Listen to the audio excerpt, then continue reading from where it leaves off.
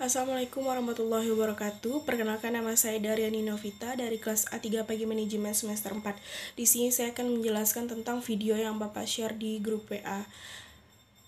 Pertanyaan pertama, apa judul video tersebut? Kemudian yang kedua, siapa pembicara dalam video di atas?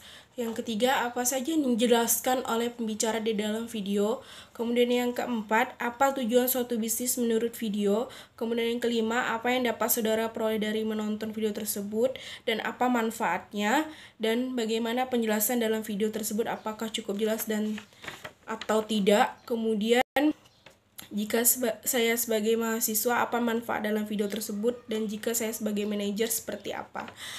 Baiklah, saya akan menjawab pertanyaan nomor 1, yaitu judul video, konsep bisnis dan lingkungan bisnis. Yang pertanyaan kedua, siapa pembicara dalam video di atas? Yaitu Aryanis Chan pada tahun 2012. Yang ketiga, apa saja yang dijelaskan oleh pembicara di dalam video?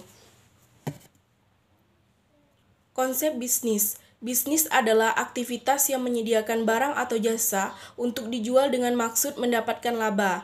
Definisi lebih lengkap bahwa bisnis adalah suatu jenis aktivitas atau usaha individu yang terorganisir untuk menghasilkan atau menyalurkan, menjual barang dan jasa guna mendapatkan keuntungan dalam memenuhi kebutuhan masyarakat. Di dalam bisnis, apapun jenisnya bertujuan untuk mendapatkan laba. Laba adalah selisih antara penerima dengan biaya-biaya. Laba merupakan imbalan yang didapatkan pemilik bisnis sewaktu menginvestasikan uang dan waktu. Kemudian konsep kebutuhan dan keinginan. Kebutuhan adalah kekurangan yang harus dipenuhi yang meliputi kebutuhan fisik, sosial, dan individu.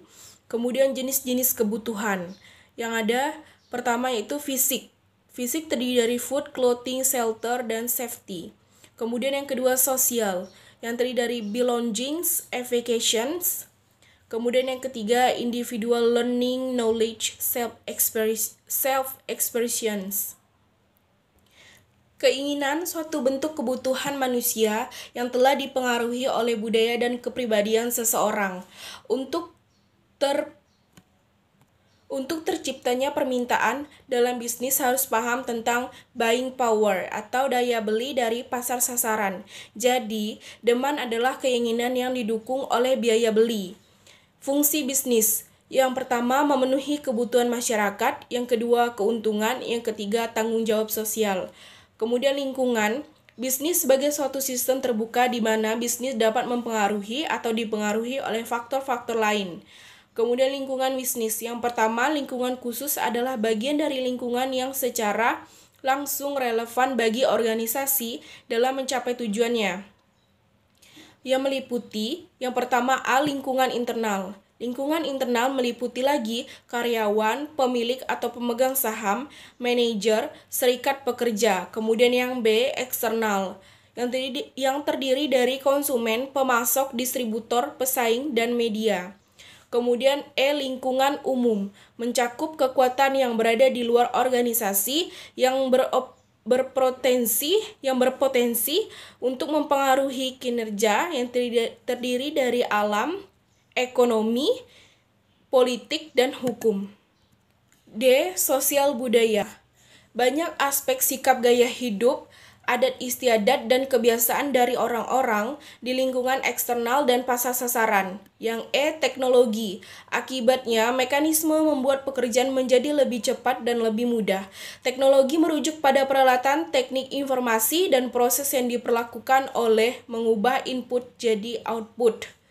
Kemudian yang F, lingkungan global. Kekuatan internasional yang mempengaruhi bisnis. Perjanjian perdagangan internasional, kondisi ekonomi internasional. Yang keempat, kesempatan pasar internasional. Yang kelima, pemasok. Yang keenam, budaya. Yang ketujuh, pesaing. Kemudian yang G, lingkungan industri akan mempengaruhi saingan. Yang pertama, persaingan sesama perusahaan dalam industri. Dampaknya, yang pertama, perbuatan pangsa pasar, perbuatan sumber daya produksi yang terbatas. Yang kedua, ancaman dari produk pengganti. Yang keempat, apa tujuan suatu bisnis menurut video? Bisnis bertujuan untuk mendapatkan laba. Laba adalah selisih antara penerima dengan biaya-biaya. Laba merupakan imbalan yang didapatkan pemilik bisnis sewaktu menginvestasikan uang dan waktu.